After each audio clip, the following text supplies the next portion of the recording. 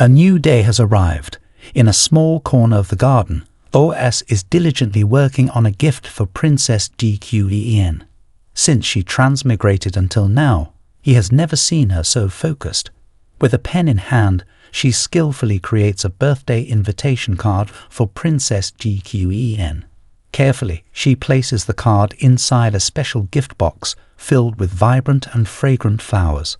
Suddenly, Hyun appears, criticizing the gift and questioning OS's skills. OS defends her creation, explaining that it's a congratulatory card, and the flowers are not wilted, but rather a special touch. Hyun, intrigued, examines the card and acknowledges its uniqueness. However, he couldn't resist making sarcastic comments about OS's abilities.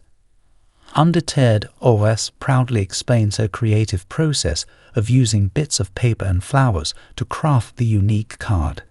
Hyun is amused by her unconventional approach and praises her skills. However, he continues to tease her, creating a light-hearted atmosphere. OS tries to maintain her composure, determined not to let Hyun's remarks get to her. As OS admires the card in her hand, she expresses her desire to make it even more special by adding a magical touch. Hyun, confident in his magical abilities, offers to help make the card sing when Princess Gqen opens it. OS, impressed, agrees, and Hyun revels in the attention and admiration. The conversation is interrupted by Chu, who announces the arrival of the Crown Prince. Hyun senses something amiss and prepares for the unexpected. Chu reveals that the Crown Prince is visiting the mansion. OS, now on edge, recalls the regal atmosphere of the mansion and wonders why the Crown Prince would suddenly pay them a visit. Just as the atmosphere becomes tense, Chu informs them that the Crown Prince is on his way. The attention shifts to the entrance, and OS reluctantly opens the door. The Crown Prince, preoccupied with a gift from OS, eagerly awaits the appearance of a certain young lady, leading to a humorous and unexpected turn of events. Den continued to scrutinize her with a chin-up gaze, as if he wanted to see what OS intended to do. OS remained composed, bowing in courtesy. Without a clue, she suddenly found herself in the midst of an unexpected visit. Den, being unusually reserved, replied, "I didn't announce in advance, my apologies." After the formal greetings, OS calmly took a seat, facing the prince directly. She cut to the chase, asking, "Your Highness, what brings you here today?" Uncharacteristically, the usually composed prince seemed hesitant. He diverted his gaze elsewhere before asking, "On the anniversary day, you weren't injured, were you?" This sudden concern caught OS off guard. She replied with a reassuring tone, "No harm done, thanks to the timely assistance of the second prince." However, before she could inquire further, Den interjected, "I should have informed you beforehand. I apologize for my rudeness." The prince then revealed the purpose of his visit, mentioning a promise OS apparently made. Perplexed, she struggled to recall, and the prince presented the embroidered handkerchief she had given him during a previous encounter. It triggered a memory in her mind. Realizing what he referred to, OS explained, "I remember now. You promised that if you returned victorious, I would agree to something." Den's sudden interest in this matter made OS uneasy. Without wasting time, the prince got straight to the point. "I've come to seek your help. With your assistance, I believe we can defeat the Leon Empire in the upcoming battle." OS, still trying to process the situation, questioned the prince's intentions. Before she could get a clear answer, the prince suddenly leaned in, his warm breath brushing against her ear. He whispered, "I want you to accompany me to the princess's birthday celebration as my girlfriend." This unexpected proposal left OS dumbfounded, struggling to comprehend the prince's audacious request. Refusing to accept such a proposition, OS retorted, "What if I don't agree?" Den, unfazed by her resistance, confidently assured her that she could not refuse. He continued to press, expressing his desire for her to be his companion at the royal event. Oyef found herself trapped in Destined's persistent advances. Despite her attempts to resist, the prince remained determined to win her over, leaving her both frustrated and perplexed by the situation. At this moment, someone is sitting quietly, accused of tarnishing the royal reputation. The young lady is in a difficult situation, sweating nervously. The prince keeps insisting, suggesting that if she wants to change this situation and eliminate the negative rumors about herself, then she needs to change how others perceive her. Simply appearing as the girlfriend of the prince at the princess's birthday party will surely put an end to the negative comments about her. Even those who criticized her before may turn around and flatter her. She should consider listening to these persuasive arguments. It seems that the prince has already believed in her sincerity. With suspicion in her eyes, she looks at the prince and asks, "Are you serious, Your Highness?" Based on what she perceives, the prince wants to help her prove, in front of everyone, that they are in love and help her successfully clear her name. The prince seems determined, addicted to the idea, and not afraid to confront the challenging situation. Of course, this doesn't mean he truly likes her. On the contrary, he claims to hate her intensely. It's absurd to force someone to be your girlfriend without genuine feelings, and the logic behind it is beyond understanding. The prince doesn't care about her rejection, as she is busy managing the harem. Who has time to care about him? The prince adjusts his clothes purposefully. This is the purpose of his visit today, a gift for the little princess. He will also help her prepare, knowing the girl's hobbies perfectly. If she can win the favor of his younger sister, she will gain the highest authority in the empire. The person his father favors the most is Guinevere. The prince talks non-stop, and then he is ready to leave. But before he takes 3 steps, Oyef calls him back. "Wait a moment, Your Highness." She walks over and bows to Destined first, sincerely thanking him for his kind intentions. It's unclear what she intends to do, as her expression is more serious than usual. She looks at the prince with sincerity and says, "Forgive me, but I must decline this proposal." As soon as her words end, the prince freezes in place like he's been glued. He can't believe it and hesitates to ask her again. "What did you say?" Oyef nods approvingly. "The plan of Your Highness is indeed perfect. Becoming your girlfriend can indeed improve my negative reputation in society. But I do not want to accept this proposal because I don't want to demand sacrifice from someone just to protect my reputation." Her determination leaves the prince with a different impression of her. Although he naturally believes that, as the prince of the empire, no one would dare to refuse him, Oyef remains firm. Even with his noble status, she won't exploit him. Moreover, a fake relationship wouldn't last long. If he helps her now, what about the future? When he truly finds his destiny in the future, they will have to end the relationship, and she will become a laughingstock. Oyef becomes more eloquent, presenting a logical and convincing argument. If the prince helps her, she won't take advantage of him.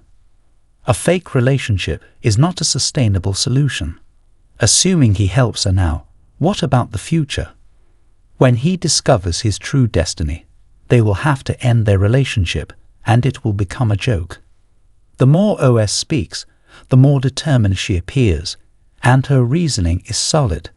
At this rate, the prince's proposal will soon be rejected. She looks at the prince with genuine sincerity, and her refusal is respected by him. Although he still feels uneasy, he doesn't force her. He straightforwardly asks why she doesn't want to involve him. She denies any connection to his younger brother, and when he mentions it again, she reacts as if shocked. Suddenly, he brings up the second prince, and she becomes more reserved. The prince's expression changes when he sees Destined looking at her with affection. He recalls her past cheerful outings with the second prince, and it sparks jealousy in him. He questions if the second prince ever confessed to her. In response, she boldly admits it, leading to the prince's surprise and discomfort. He wonders why he's suddenly bringing up the second prince, and her confusion deepens as Den looks at her lovingly. The prince's mood darkens when reminded of her past interactions with the second prince.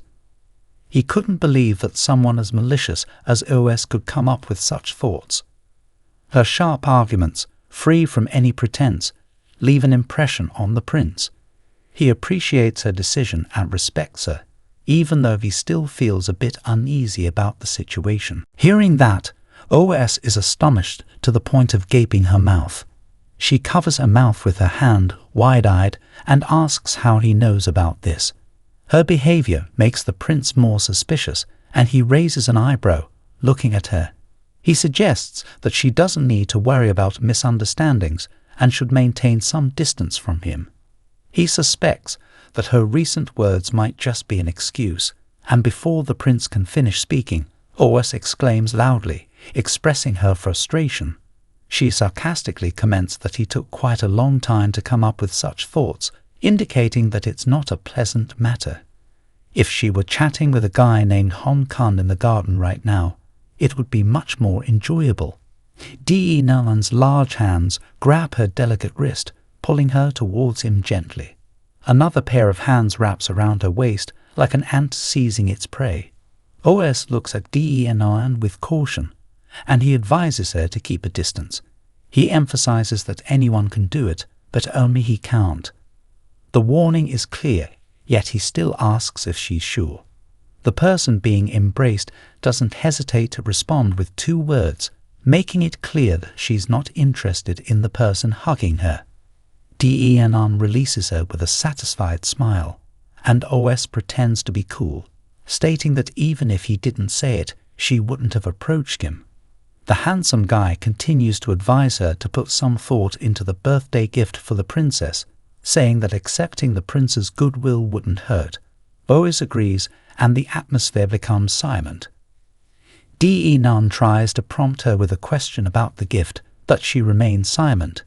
Internally, both of them are frustrated, wanting the other to continue. Den hints that it's time to leave, but he's still waiting for her to ask about the gift. Frustrated with her silence, Den internally screams for her to ask a question. However, Oyef is also internally vexed, wondering why the girl doesn't follow the usual script. She had clearly hinted, so why doesn't the prince bring it up?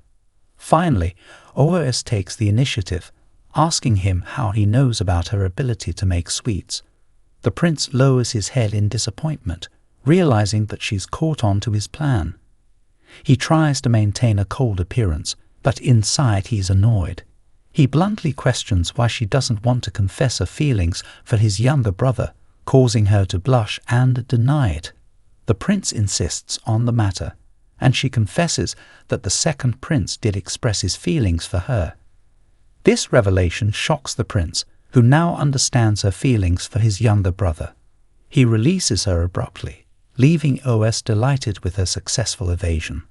Despite the tense atmosphere, Den continues to encourage her to think about the gift. He points out that she has run out of excuses, and her refusal to confess her feelings only adds to the confusion. However, Oyef confidently says that she doesn't need to confess anything, and that she will choose the birthday gift for the princess. The tension between them continues as Den tries to guide her to express her true feelings. Oyef, on the other hand, is determined to stick to the script and not reveal anything about her past. The struggle between the two continues, creating a complex atmosphere. Telia delicately accepts the pastry, and under the expectant gazes of everyone, he cuts a small piece and puts it into his mouth. However, before he can finish eating, Oyef cannot contain her curiosity and asks about the taste. Unexpectedly, Telia bursts into tears. Oyef is quick to assume that the pastry must be terrible if he's crying. "Don't tell me it's because the cake tastes awful that you're crying," she teases, trying to lighten the mood. But to everyone's surprise, Tia is crying because the cake is exceptionally delicious. Tua wipes his tears, praising the taste profusely. Oyef, amused, wonders why he's crying over something so simple. Tia, his mouth full of cake, explains that he is reminiscing about the days of hardship. Now, not only is he helped by the young lady, but he also gets to enjoy a sweet cake made by her. He finds it amazing. Oyef playfully scolds him, stating that it's just a piece of cake, not a big deal.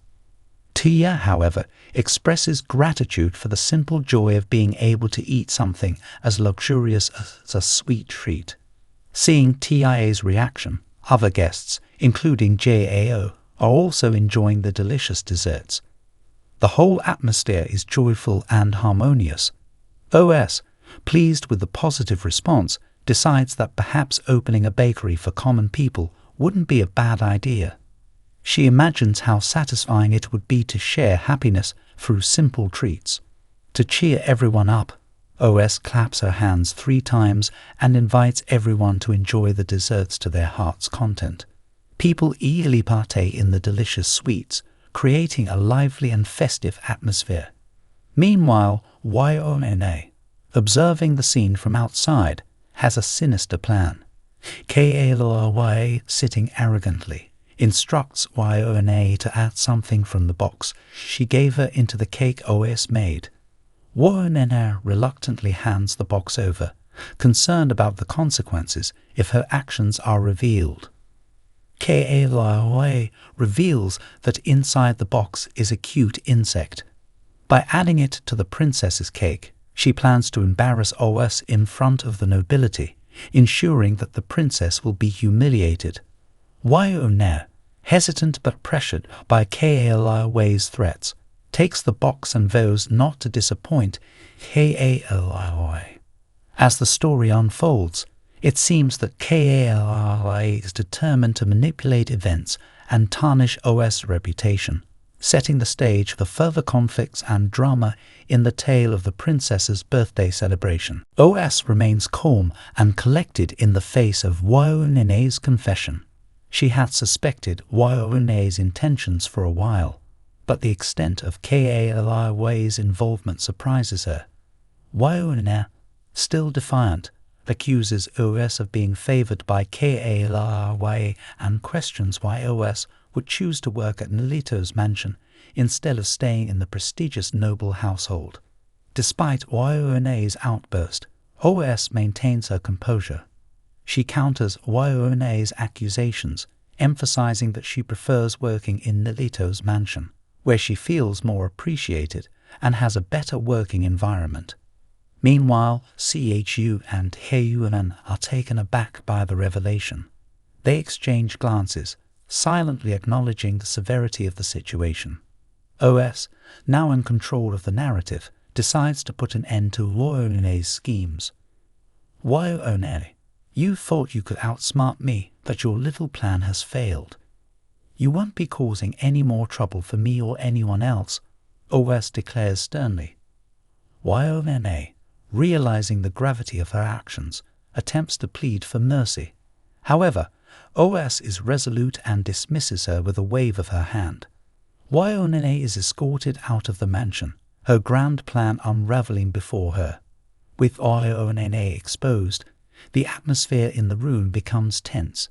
Oyef, although victorious, can't help but feel a sense of betrayal.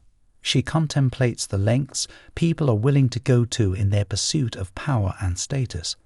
The birthday celebration, initially filled with joy, takes an unexpected turn. Oyef decides to address the guests, explaining the situation and apologizing for the disruption. She assures everyone that the festivities will continue and encourages them to enjoy the remaining moments of the celebration. As Yona is escorted away, her once confident demeanor replaced by defeat, Oyef reflects on the challenges she faces as a skilled pastry chef in a world full of political intrigue and deceit. The tale of the princess's birthday celebration takes an unexpected twist, leaving the guests contemplating the darker side of nobility and the lengths some are willing to go to secure their positions in society. OS raised her hand to announce that she had been fired. "It's done," she declared loudly, commanding the guards to quickly escort the woman out to avoid causing a scene. With her authoritative tone, a guard promptly approached and roughly ushered the woman out, stumbling. Even though we've reached this point, the woman showed no signs of remorse. Before being dragged away, she defiantly glared at OS. The woman then burst into manic laughter. "OS, firing me? What will you do? You ruined the cake meant for the princess, and today you'll surely be embarrassed. Despite your expectations, Yona won't admit her mistake. She doesn't even show a hint of remorse." OS, with a cold tone, proclaimed, "Spread the news of her malicious actions to the other nobles. She won't find acceptance anywhere permanently." Hearing this, Yona immediately jumped up. "No, you can't do that, you wicked woman." But now it was too late for Yona to say anything. The door slammed shut, sealing the fate before her. Even as she went farther away, OS could still hear the faint echoes of the woman's cursing. "OS, I hate you." The final resolution of dealing with an obstacle had been reached. OS sighed, breathed a sigh of relief, and then chuckled triumphantly, signaling a job well done to Kyuan. However, what made Kyuan uneasy now was the gift for the little princess. Contrary to Yone's inquiry, the noble family no longer had a birthday present. Now, OS had to figure out what to do. There was no time to prepare another one. Kyuan wondered why OS didn't plan ahead. OS blinked at Kyuan, reminding him of the saying, "Be thoroughly prepared for any task." Afterward, she clapped her hands 3 times, and without anyone noticing, a servant appeared, presenting a cake identical to the one Yona brought earlier. "Behold, the cake of the young lady," OS said, surprising Chu, and Kyuan just chuckled, as if he had anticipated OS' preparation. "Why bother asking?" OS laughed. "I made 2 identical cakes, just as I thought." Soft sunlight gently filtered through the curtains, illuminating the room. At the royal banquet, the nobles were present, creating a lively and vibrant scene. Heilaoi, in her glamorous dress, stood out, seemingly receiving compliments from someone. She blushed, covering her face with her hand, responding politely. "Even after all this time, Yona still hasn't shown up. Does she fear facing me here?" Kaoliwei thought, feeling pleased with herself. At that moment, Innovazia engaged in a playful conversation. "Little did I know that the charming lady talking to him is OS's former fiancé," he teased. Indeed, the person talking to him was OS's ex-fiancé, who couldn't hide her admiration. "I agree, Miss Kaoliwei is the most beautiful I've ever seen. I'm honored to be your companion." Kaoliwei, aiming for the royal throne, didn't hesitate to accept Annovazia's invitation. Meanwhile, Anobai subtly reminded Kaoliwei of Yone's promise not to disappoint. Thinking about it, Kaoliwei felt even happier. "It's good that the engagement was broken because of me. I've always despised that nobleman for cancelling the engagement but still daring to think of me." She cast a glance filled with admiration towards the Crown Prince Dienan and the second prince, silently ridiculing the young nobles. They truly belong together. And of course, Innovazia can't know that, in a distant place, someone keeps snickering at his words. Innovazia continued his trash talk, oblivious to the reality. Innovazia persisted in his endeavor, despite OS lightly holding Kaoliwei's ivory hand and placing a gentle kiss on it. In OS's heart, only the little princess could fill that void. Kaoliwei quickly withdrew her hand, rejecting the gesture. "You've flattered me enough, sir. My father is just a small count, I dare not aspire to higher status. I won't climb too high. Outwardly, she continued to smile, but inside, Kalwa had long expressed her contempt for the young noble who broke the engagement and dared to harbour thoughts of her. She raised her eyes filled with admiration towards the crown Prince Dianan and the second prince, who managed to hide their smiles under the fan. Unable to contain herself, Kalwa let out a small, discreet laugh. Thanks to Wyomine's reminder, I just remembered. The royal banquet today hasn't seen the presence of OS. Could it be that she's avoiding me? Heliwei chuckled, thankful for Ennova's reminder. She recalled Wyomine's promise not to disappoint, and the more she thought about it, the happier she felt than on any ordinary day. Kalwa was mentally prepared to witness a spectacular performance by OS, but trusting someone from the outside was not always reliable. Therefore, she reminded herself that she needed to be thoroughly prepared for anything. The more she thought about it, the more excited Kalwa became. Today was the day that OS would face a significant defeat, and the person about to experience a downfall had just started her journey. Still, she was joyfully unaware, having successfully dealt with Wyomine. However, little did Kalwa know that ahead of her, OS had set up an even larger stage, waiting for her to step into. Suddenly, Keunan, with his familiar tattooed arm, grabbed her hand. OS looked at him with confusion, not understanding his intentions. But the enigmatic sorcerer revealed a mysterious smile, then pulled her along, leaving OS even more perplexed. She couldn't resist asking, "What are you doing?" However, Keunan remained serious, looking directly into her eyes and making a rather unconventional request, "Take off your clothes." OS was taken aback, thinking she might have misheard. Blushing, she asked, "What? Wait, are you serious?" Keulan, still wearing that mysterious smile, continued his strange demeanour. He pulled her towards the makeup room, leaving OS utterly confused. She couldn't contain herself and questioned, "What's happening?" "We're almost late for the event." However, the place Keulan dragged OS to was the dressing room, where the sound of rustling fabrics filled the air. A sudden, unexpected action caught OS off guard when Keulan pressed her against the wall, his hand blocking her view. OS found herself pushed into a corner like a frightened mouse.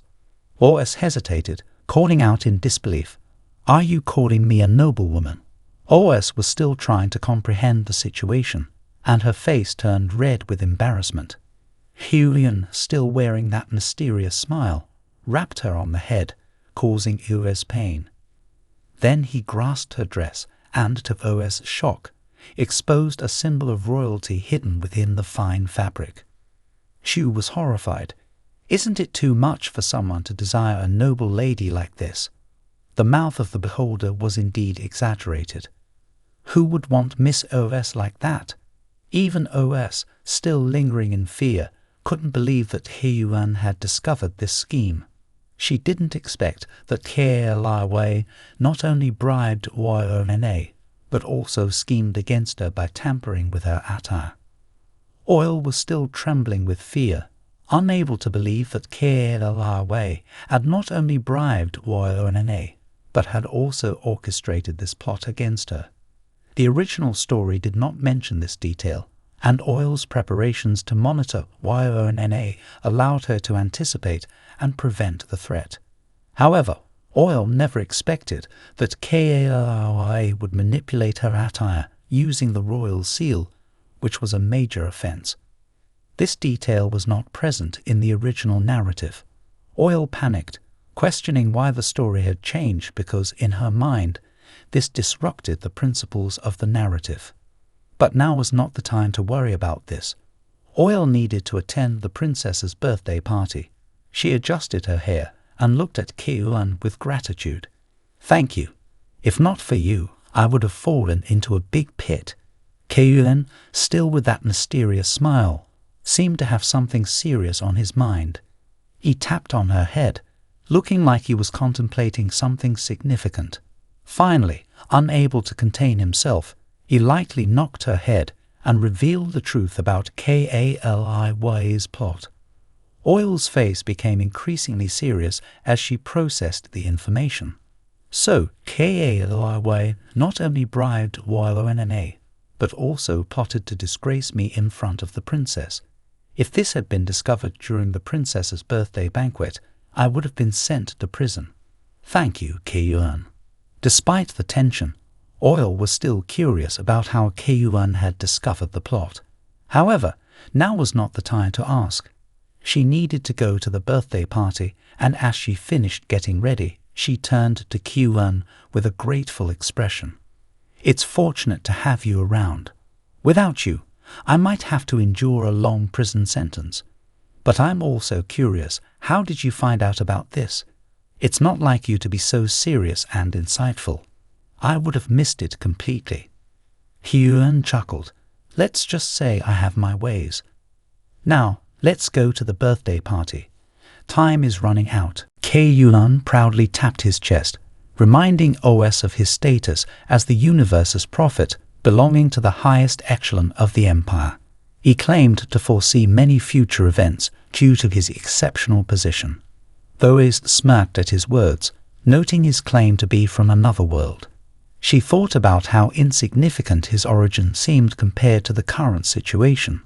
Suddenly, Khuong's expression shifted, and he looked at Oyef with a deep and meaningful gaze. He wanted to convey a message, warning her that the future was predetermined. He spoke about the inevitability of destiny and the consequences if someone attempted to change it. Oyef listened attentively, feeling a chill run down her spine. Questions lingered in her mind. Was she meant to accept her fate? Should she just surrender to the predetermined future? These thoughts haunted her, making her contemplate the possibility of a painful death at the hands of the prince. Jao's timely entrance disrupted the intense atmosphere, reminding them that the princess's birthday celebration was about to commence. Oyef quickly urged everyone to get ready, realizing that even if the storyline had changed, she couldn't easily abandon this life. At the royal feast, the atmosphere was lively, with golden doors sparkling as they welcomed the guests. The grand entrance was none other than the renowned heiress of the noble house, accompanied by a powerful sorcerer comparable to the universe's prophet, Trandan. The duo looked stunning together, and their dream codes added to their charm. Their arrival stirred up discussions among the noblewomen. They couldn't believe that Oyef was accompanied by a significant figure like Khuong. Some envied her, while others criticized her as a shameless woman. Oyef, on the surface, maintained a cheerful demeanor, but internally she despised the royal family. Khuong, noticing the reactions, teased Oyef about how his charisma was surprisingly more appealing than the prince's. He claimed that with him around, no harm would come to her. Oyef, however, wasn't interested in hearing his compliments. Suddenly, the second Prince Duck appeared and engaged in awkward conversation with Oyef. He inquired why she declined to accompany him, and Oyef, annoyed, responded with a feigned smile. The prince seemed to alternate between warm and cold expressions, leaving Oyef confused. As the music played, Duck extended his hand to Oyef, inviting her to be the first to dance. Oyef, aware of the prince's manipulative nature, politely declined, using the sorcerer as an excuse. She pretended to be grateful for the invitation, but expressed regret that Khuong was her dance partner. In this way, she managed to avoid dancing with the prince, and Khuong played along with her plan. Together, they presented a charming picture on the dance floor, leaving the prince with a lingering sense of regret.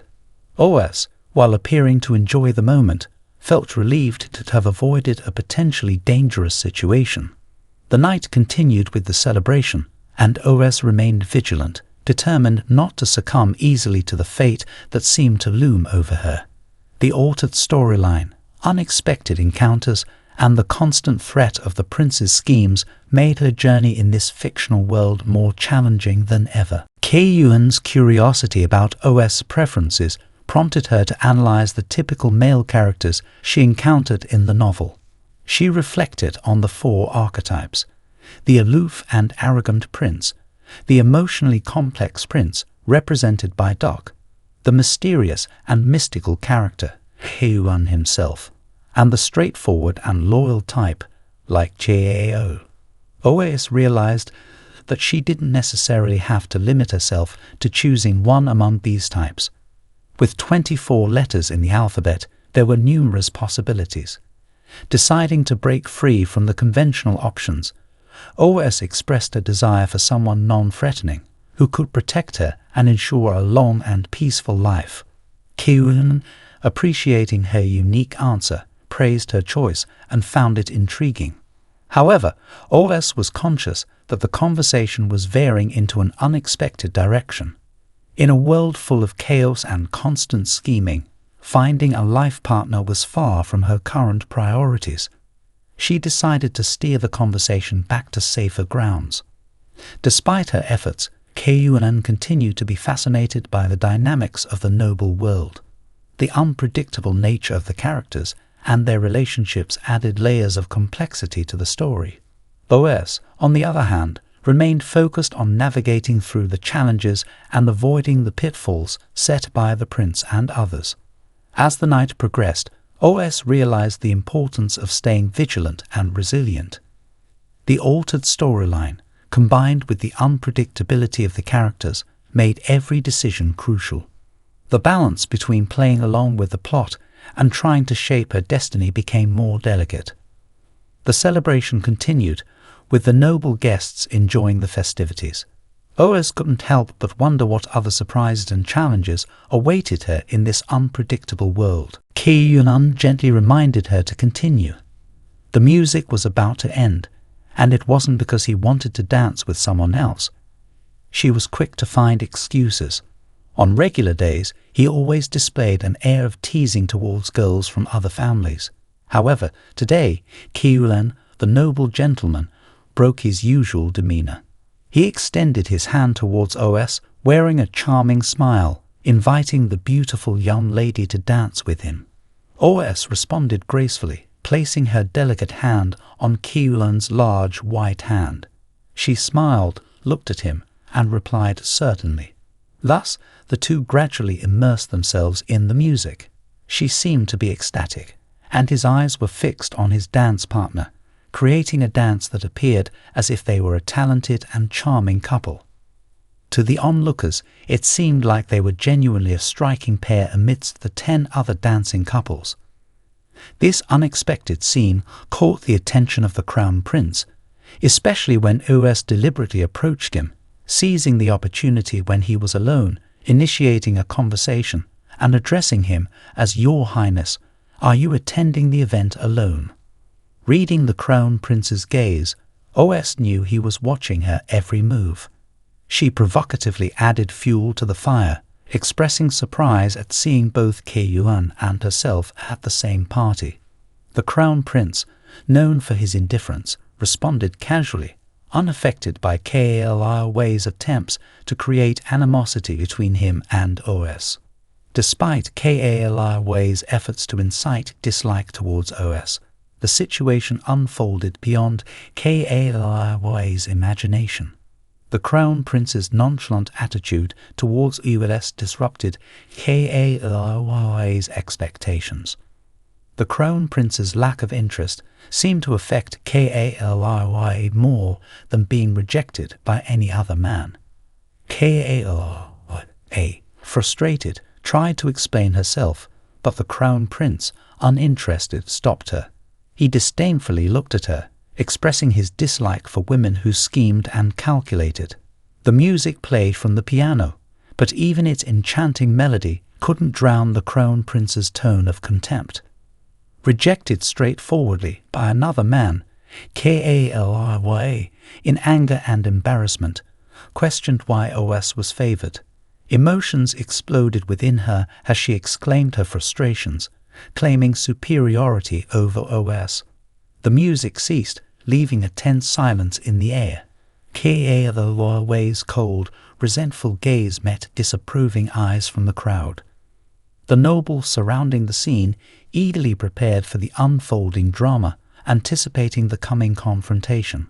However, the crown prince spoke up not to defend K'aelawai, but to criticize her manners. He publicly reproached her for her rude behavior in front of him. In this dramatic atmosphere, K'aelawai, feeling like the center of attention, finally realized that it was too late. Whispers and discussions arose, mostly from those who couldn't comprehend K'aelawai's words. The majority perceived her as disrespectful, particularly in front of the crown prince. The crown prince's words shattered K'aelawai's last hope, and she reluctantly offered an apology. The girl, originally portrayed as the main character in this novel, now bore no resemblance to a genuine female lead.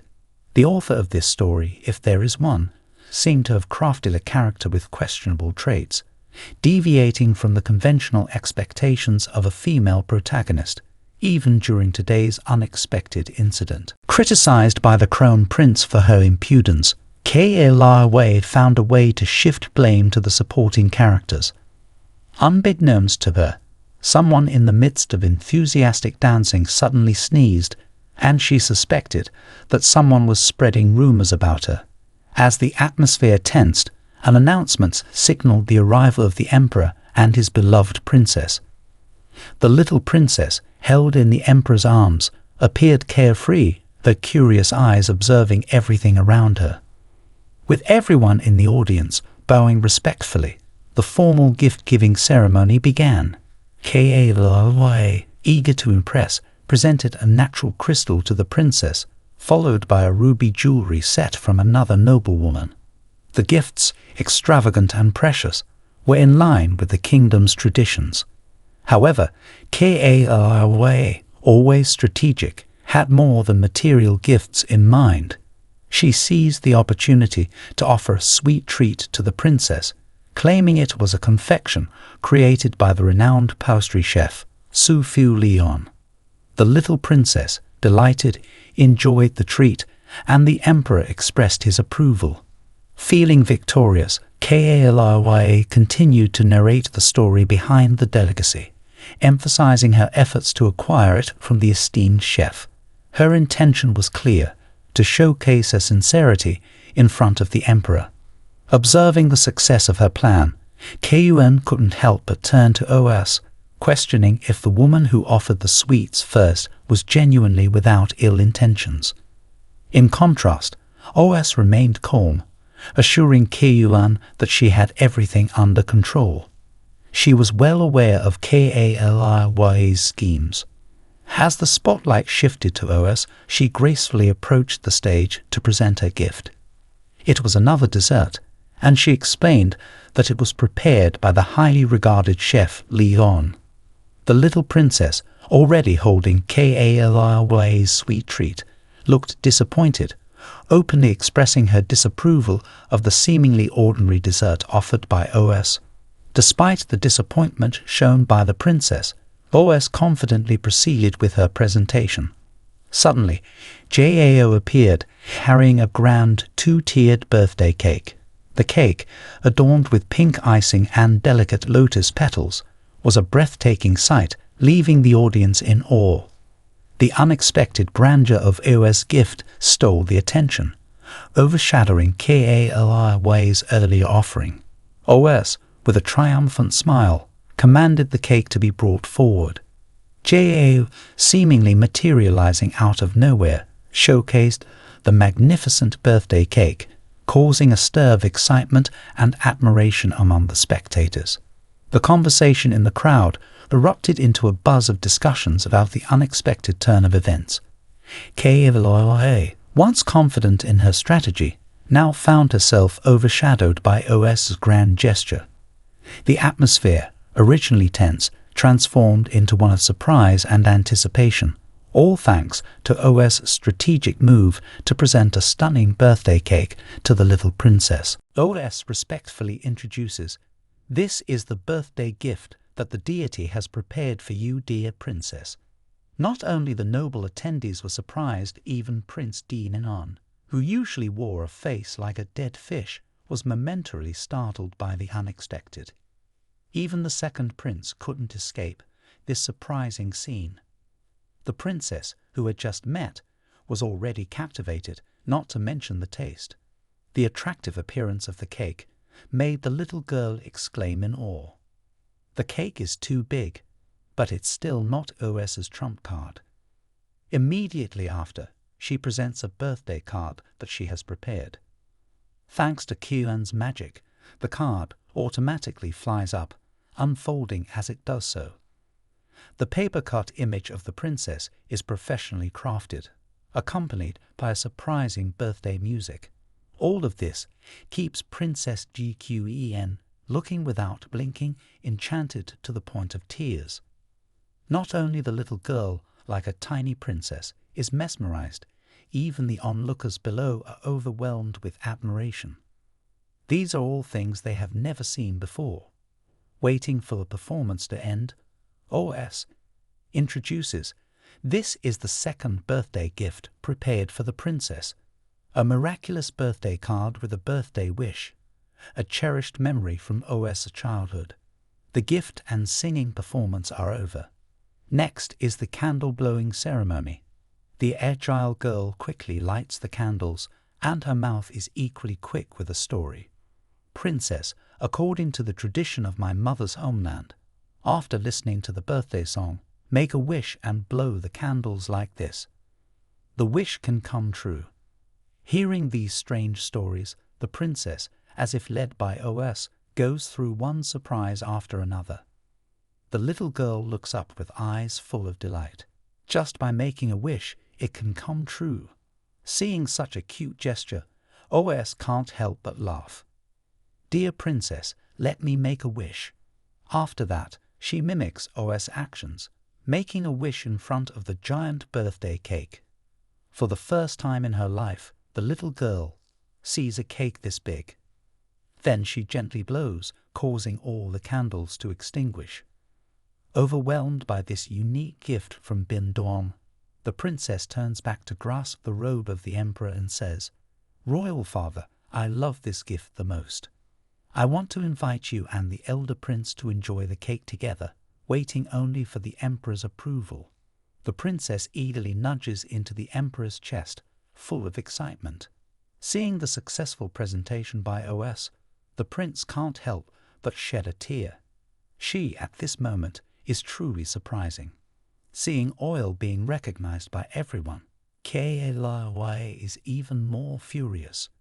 She silently reassures herself, if the little princess finds a bug in the cake and Oyef's glory disappears, then the brilliance will belong to her. Her eyes stare fixedly, following the knife that plunges deep into the cake. But after waiting for a long time, no insect appears. She only sees the little princess happily handing the fragrant cake to the prince, then continuing to offer another piece to the second prince. At this moment, all hope of Khuong gradually vanishes. She feels like falling into an abyss that cannot be climbed out of. Why is there nothing inside? That trollop is a useless, unreliable person. On this side, Oyef has completely won over Khuong. The emperor is very pleased. He then proposes to Miss Oil, thanking her for making Khuong so happy. "If you have given our daughter a wish, then we will also give you, for you, a wish in return. Tell us, what is your wish?" Now, Khuong is tense, almost going mad. If her wish is to marry the prince, then her life is as good as over. Whichever Oyef has considered Khuong's thoughts, she excitedly asks the emperor, "Anything will do, your majesty." The emperor still appeared extremely cheerful. He responded, of course, and urged her to speak. Witnessing her unpredictable changes, the crown prince couldn't help but wonder, what does this woman want now? The sense of fear wasn't limited to Khuong and the crown prince. Even the courtiers were anxious. The failed plan of the Leon Empire with Oyef was inevitably related. It was not easy for me to approach her. If the emperor now granted her a marriage with Destined, my plan would fail immediately. This dramatic scene orchestrated by Oyef couldn't escape the eyes of the nobility. Everyone stood curiously silent, observing the unfolding drama. However, the woman being scrutinized by the entire world showed no hint of fear. Ignoring the judgmental gazes around her, Oyef calmly spoke to the emperor, "Your Majesty, my true wish requires your assistance for accomplishment." It sounded profound, but it turned out she merely wanted permission to open a pastry shop. Without comparisons, there would be no pain, and it seemed that the crown prince was not as valuable as a few pastries.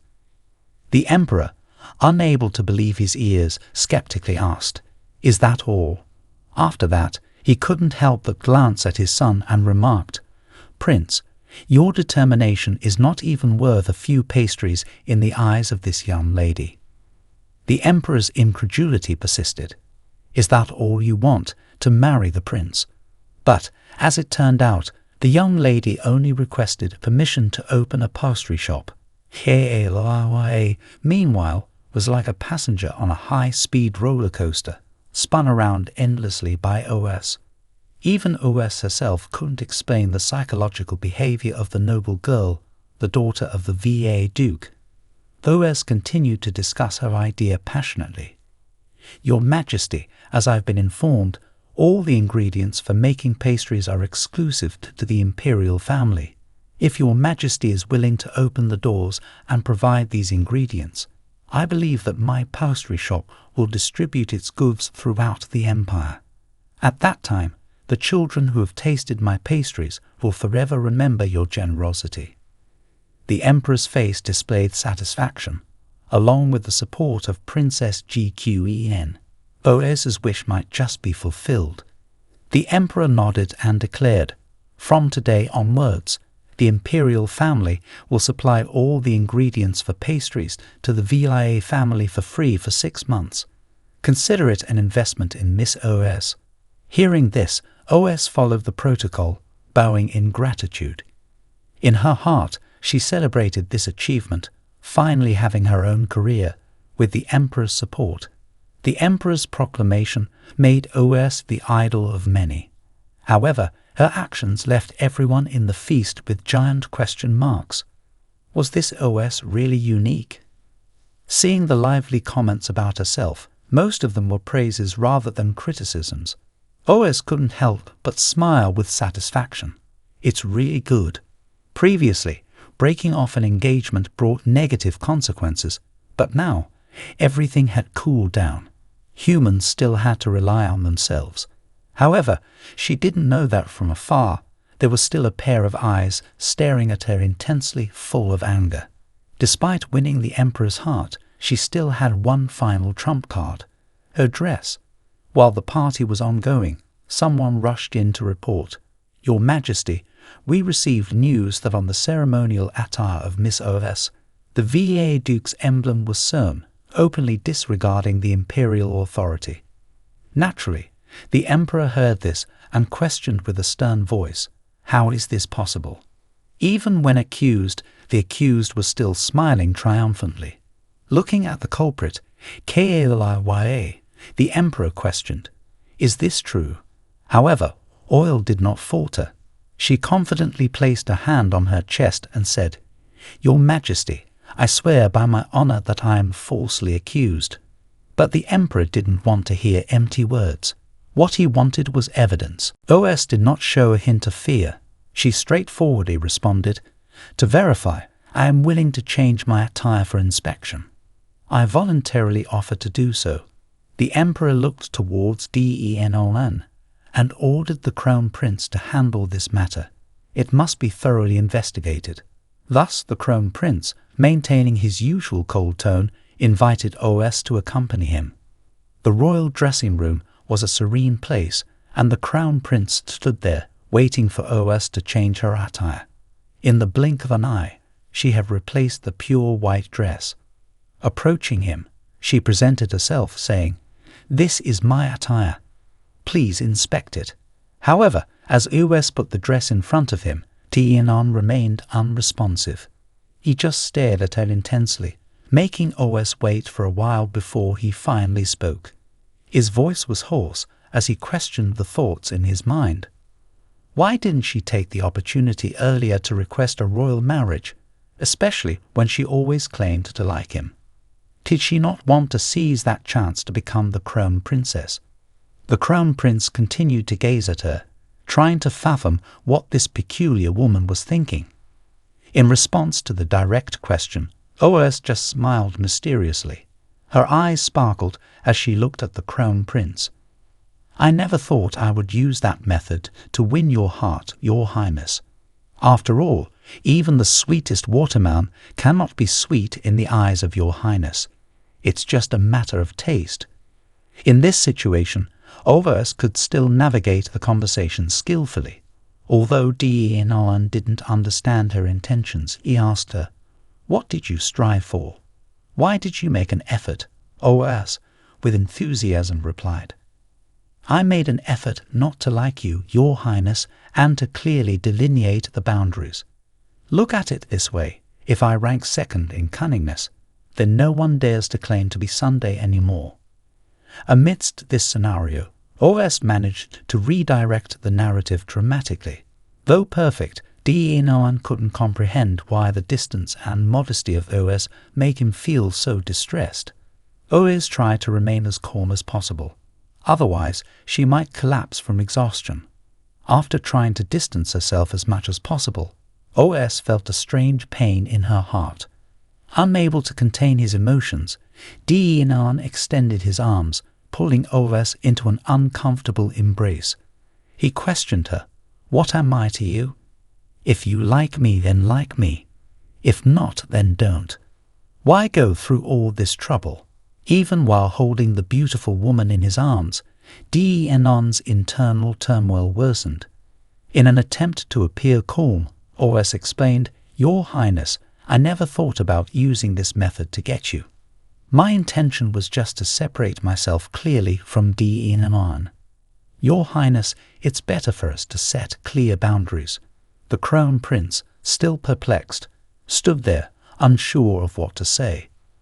With a swift move, Oyef withdrew from Tienon's embrace and straightforwardly stated, "Having a relationship with a notorious woman like me is not beneficial for your highness. It's better for us to define our boundaries." Without waiting for the crown prince's response, she turned and left, returning to the banquet. Oyef's candidness left the crown prince even more puzzled. He stood there, rooted to the spot, contemplating the situation. Meanwhile, the atmosphere at the banquet was lively. The little princess, excitedly looking for someone, spotted Oyef and approached her, eager to know if her earlier wish had come true. She had gone through the effort of finding Oyef to inquire about the outcome. No one can escape the cuteness of the princess. Even Oyef bowed and patted the little girl's head naturally. As long as the princess's wish is sincere, it will surely come true. Upon hearing this, someone immediately rushed over to mock Oyef, the young lady. "Really, look at the princess. She's only a 3-year-old child, and you're spoiling her. If all wishes can be fulfilled, Miss Oyef, isn't it boasting about your royal power, overshadowing the authority? This is a disrespect to the entire royal family. One cannot help but praise the dark mind of Kalra. She can turn a child's play into a serious royal matter. Truly, the radiance of the main character is not to be trifled with." Oyef responded in a cold tone to Kalra. "Miss Kalra, please refrain from mentioning political aspects." However, Kalra didn't want to stop her teasing.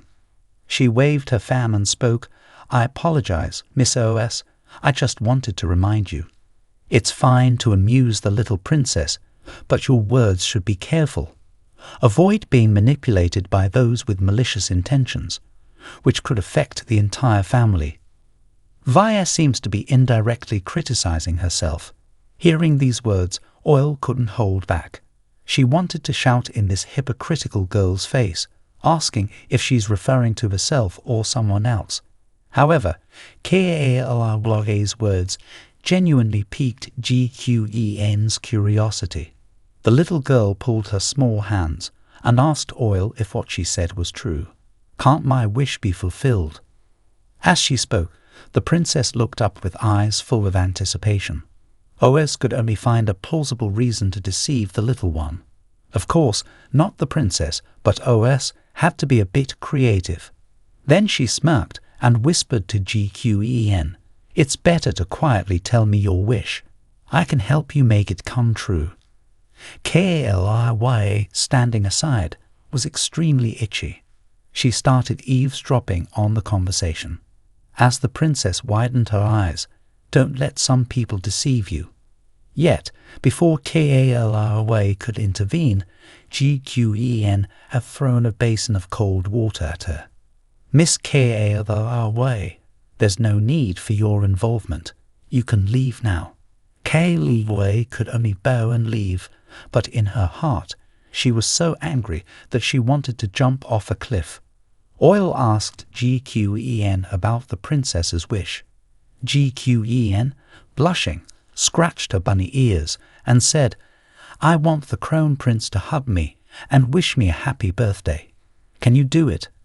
Upon hearing this, Oyef immediately understood. In the original, Inan was cold towards all women, but GQEN, towards her elder brother and other family members, had a mix of affection and fear. As their relationship improved, Kaliya, the main character, facilitated Oyef's advice to the little princess. "Princess, if you want something, you have to express it. If you like the crown prince, be brave and tell him. Let him know your feelings." However, GQEN remained hesitant. She sighed, "I can't do it." Inan, with a cold and aloof demeanor, made her feel intimidated. Seeing her cute appearance like a little rabbit, Oyef comforted her in a gentle tone. "It's okay. I will teach the princess how to express herself." Upon hearing this, the princess eagerly awaited approval. Then Oyef, playing the role of a teacher, began to explain the concept of expression to GQEN. Expression is a life skill. Timing must be accurate, attitude must be sincere, and communication must touch people's hearts. Oh, hello. Why does this sound like a model essay? I wonder if anyone is more enthusiastic than Oyef in this world. She even rolled on the floor as an example for the princess to see.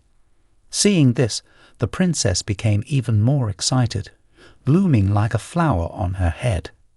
Then the teacher Oyef began to play the role, expressing with an extremely high level of acting skills.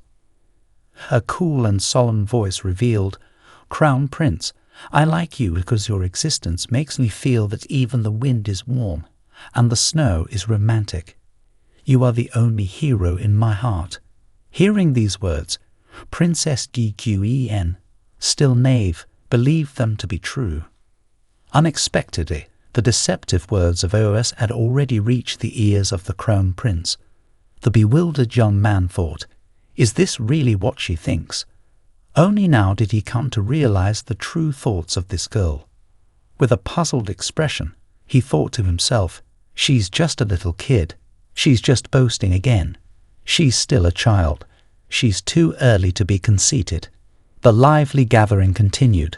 Suddenly, the sound of footsteps approached, making Oyef involuntarily turn around to see the person behind.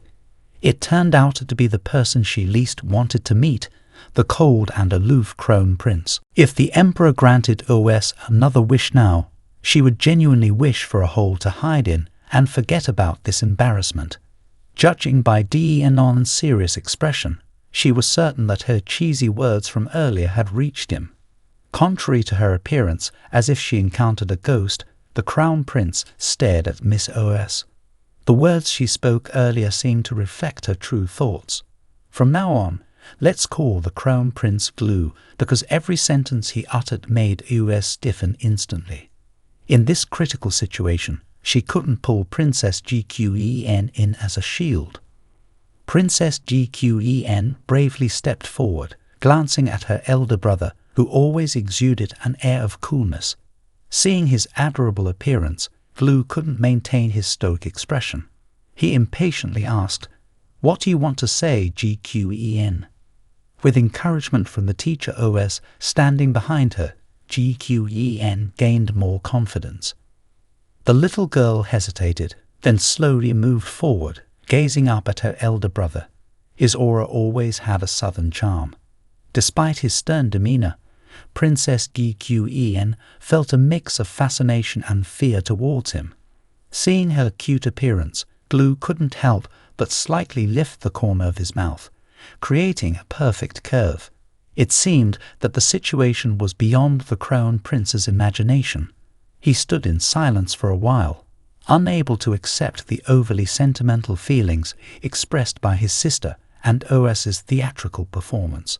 However, eventually, he congratulated Gqen on her birthday. Still not satisfied, the little princess raised both hands, demanding Blue to carry her. Denan cooperated well, gently kneeling down and extending his strong arms in front of his sister. At this moment, Gqen's mood was joyful, and her rosy cheeks showed it. With Glue's permission, the little girl rushed into his arms, expressing her fondness for him. She declared that she liked her elder brother the most. As she embraced her small and soft body, Glue felt an unusual sensation, something he had never experienced before. It was as if a warm stream was flowing through his heart. Thinking about it, he couldn't help lifting the corner of his mouth, forming a perfect curve. OS, the mastermind behind this touching scene, also felt satisfied. With the heartfelt connection between the two siblings, Gqen waved goodbye, saying that she would find the former emperor. Realizing her missing bulletproof vest, OS gave Glue a meaningful look and swiftly found an excuse to escape from him. However, in another corner of the banquet, Keyuan coincidentally met Denan standing alone. Unable to resist the opportunity to tease him, Keyuan approached and asked if he wasn't staying with Miss OS. Denan, not bothering to hide his identity, responded confidently, mentioning Miss OS. Using a teasing tone, Keyuan remarked, "Is she your woman?" Denan's calm and composed facade cracked for a moment, but he quickly regained his usual demeanor. Keyuan, unusually generous today, kindly reminded Denan to be cautious of forcibly holding onto something that doesn't belong to him. Those words hit Denan hard, despite his skill in concealing emotions. Surprisingly, even after keeping his feelings so well, Keyuan sensed the changes in him. Denan, normally unpleasant, now expressed gratitude for Keyuan's advice and admitted that sometimes persisting too much with what doesn't belong to you could lead to more losses. These words made Denan realize the potential threat posed by OS and Glue working together. Back at the banquet, OS, still shaken by the unexpected encounter with Glue, encountered another challenge. Keyuan managed to find her, and OS, nervously, thanked him for the timely advice. Keyuan, maintaining his usual sarcastic tone, assured OS that there were no hidden motives in his words and advised her to take advantage of opportunities to change her fate. Now, with Denan contemplating the warnings and OS trying to navigate her tangled relationships, the party continued with the two figures locked in a silent battle. OS, feeling helpless, continued the script involuntarily. The Crown Prince looked like he had run out of patience with her, abruptly pulling her into his arms. He stared directly into her eyes and questioned whether she had the qualifications and why she thought he disliked her. The tumultuous day ended, and the noble titles were illuminated like the day was about to end. However, OS's string of misfortunes was far from over. After the Crown Prince, it was time to face her father. The Duke of OS questioned her, wondering why she didn't discuss her plans with him. He was more worried than scolding, advising her that running a shop wasn't as simple as she thought. In his words, there was not just criticism, but also concern for his beloved daughter. Unfortunately, Oyef's attempt to explain and seek permission only made her father angrier. Feeling the backlash from her father, Oyef defended herself, stating that she didn't want to bother him without the crown prince's permission. However, her words didn't soothe the duke. Instead, he accused her of being spoiled and taking advantage of his indulgence. He decided that if she wanted to make decisions on her own, she should bear the consequences, including finding her own funding for the shop. This unexpected turn of events left Oyef perplexed. She had believed that having the support of the royal family would elevate her career. But now, not only was the duke refusing the highly profitable venture, but he also scolded her for her previous actions. As she left the duke's room, Oyef couldn't comprehend why things turned out differently from her predictions. With her dreams of royal endorsement shattered, Oyef realized that if she wanted to survive, she needed to earn money. Yet, she couldn't outright reject destined, as she didn't want to incur his wrath. In her mind, she revisited the scene from the morning banquet where destined had confronted her, and she knew she had to play her part convincingly to persuade him. Hence, Oyef put on her best acting skills, portraying herself as someone striving for success against all odds, someone who wanted to prove her authenticity and worth. However, destined wasn't easily convinced. He questioned her sincerity, emphasizing his hatred for being used and deceived. Oyef had to be careful, as destined threatened that if he discovered her lies, she would pay dearly. Despite her efforts to defuse the situation, the tension between Oyef and the crown prince escalated. He warned her not to underestimate the consequences if she deceived him. The atmosphere became increasingly intense, and the crown prince, with a menacing tone, implied that if he found out she was deceiving him, it would be the end for her. As a new day dawned, the atmosphere in the noble residence remained tense. Oyef was caught in a complex web of relationships and intrigues, with her fate hanging in the balance. Meanwhile, in the knight's quarters, gossip and mockery echoed, as some dared to taunt Oyef about her recent interactions with the crown prince. The knights speculated about her motives and suggested alternative ways for her to climb the social ladder. The situation reached a boiling point, as some knights started insinuating more than just verbal attacks. Their words turned into actions as they began physically confronting Jao, challenging him to prove himself as the representative of the knights in a swordsmanship tournament. In the midst of all these challenges, Oyef faced the harsh realities of her decisions, trying to navigate a treacherous path to survival and success in a world full of political intrigue and personal vendettas. Oyef aggressively pushed him into the corner. Take a look at your own status. You are no longer some noble. If you still want to stay in the knights group, then stay away from the young lady a bit. Otherwise, don't blame us for being impolite. After saying this, he still acted friendly, giving Jao a few more pats on the face, making Jao's already injured face hurt even more. But even under such criticism, Jao remained silent. He did not resist, just looked at them with eyes full of hatred. Before these guys could react, Oyef stepped in.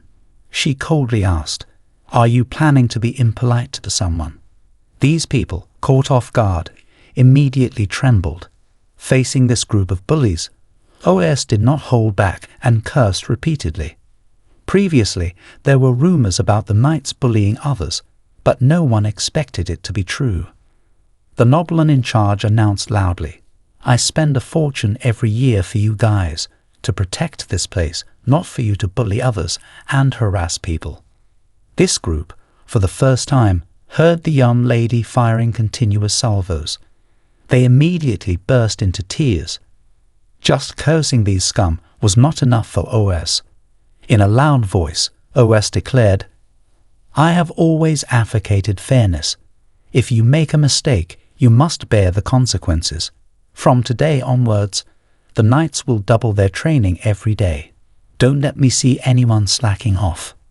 If these guys dare to make any noise now, there might be another scolding session." Even though this group of people had been dealt with, Oyef was still not satisfied. It seemed that in the coming days at the Duke's residence, it would be hell. She commented on how she might as well give up this life. Waiting for them to leave, Oyef quickly approached Han Jao and asked if he was okay. Jao didn't bother to look into her eyes, seemingly still wanting to avoid her. Nonchalantly, he replied that he was fine. After all, it wasn't the first time. Seeing Jao's reluctant acceptance, Oyef couldn't help but feel sorry for him. She reassured him that with her around, no one would dare to bully him. Hearing this, Jao looked at her with a puzzled expression. The cautious guy asked, "Why has the young lady been supporting me lately?" "Certainly not for simple reasons. Just to make a servant like me feel good." "What does she really want from me?" "Oh, Jao, be gentle. It's true that straightforward boys like him fall for any sweet talk." Oyef laughed it off, denying any ulterior motive. "Just trying to compensate for past mistakes, to make you sincerely loyal to me. It's just a facade, a show outside. In her heart, someone has long felt ashamed. Not bad, he is my little wolf. Her intuition is truly sharp. Now, while it's not too late, she needs to pull him in. Otherwise, following the original plot, he will be ruthless in seeking revenge." Waiting for Oyef to say nothing more, Geo continued the story. "Why did the young lady come to the dormitory area?" "Forgot the main purpose." Thanks to Jao's reminder, Oyef remembered. Turns out, the lady wants Jao to accompany her to the handicraft fair for a visit. Jao, curious, asked why she wanted to go there directly. Why not ask the Duke directly? Via's family guild is one of the 3 major guilds in the empire. As long as the Duke says a word, the craftsmen will come, lining up outside for her to choose freely. Oyef shook her head disdainfully, saying, "Don't mention it again, father. I declined his help because of my decision. Who's more pitiful than this girl? Clearly labelled as the second young lady, but not a single coin in hand. It's true, has the reputation but no means. Let's see how it goes this time. This girl can only rely on herself." Geo sighed and, in sympathy, comforted her. The Duke surely loves his daughter so much. If the young lady admits her mistake and speaks a few pleasant words, he will undoubtedly change his mind. But Oyef has made up her mind. She raised her hand and declared, "This is not about admitting mistakes or not. I want to rely on my own abilities to overcome difficulties instead of depending on others." The confident girl revealed her determination. "I will figure out a way. No need to worry. The most important thing now is to recruit employees for the store. Before opening, we must organize a unified training session for them." Hearing this, they fell into a thoughtful silence for a while. In the end, the guy continued to oppose, "Why does the young lady have to go to the handicraft fair? Those people, according to Jao, noblewomen rarely appear outside for business in the empire. So the craftsmen mostly look down on female employers, especially at this chaotic handicraft fair." Oyef was surprised, unable to hide her astonishment. "Isn't it so? I pay to hire someone, and yet they still discriminate based on gender." After a journey through books, Oyef learned a valuable lesson that gender discrimination is unavoidable everywhere. However, despite this, Oyef couldn't be deterred. She confidently entered a handicraft fair, announcing, "Hello, I want to hire a large number of pastry chefs." In contrast to her friendly beauty queen appearance, the manager there didn't even bother to look up. With a stern voice, he ushered guests away, stating that it wasn't a place for women and not to interfere with his business. Provoked by this irrational response, OS confronted him, questioning how women couldn't run businesses. The manager, maintaining a disrespectful attitude, was unresponsive. OS, the daughter of a noble family, irritated by his words, stood her ground, receiving support from the straightforward young man beside her. Despite being teased, he remained calm, even commenting on how embarrassed he was by her behavior. The manager's disdainful attitude continued, openly challenging OS about her capability to run a business. OS, unyielding, declared her ability to be the boss, and even though the nobleman didn't provide capital, her past experiences taught her to manage without it. After confidently stating that she could turn that stack of valuable unused items at home into profit, OS waited for him to reconsider. However, he continued criticizing her, and in frustration, OS revealed her plan to sell those items. Still, he kept mocking her.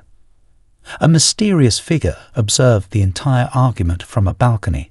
It turned out to be the second prince. Despite his curiosity, he held back his subordinates from intervening, wanting to see if OS could handle the situation. The verbal clash between OS and the manager caught the attention of the second prince, who was intrigued by OS's determination. The manager, fearing legal consequences, was finally deterred when OS confidently quoted laws. The second prince, surprisingly, did not interfere but continued to observe the unfolding drama. After the confrontation, the second prince greeted OS in a friendly manner, and she requested to hire pastry chefs. To resolve the issue of not having money up front, OS suggested providing the deposit in 2 days. The manager, surprised by her legal knowledge, was forced to reconsider his attitude. OS, although initially caught off guard, turned the situation in her favor, demonstrating her resilience and intelligence.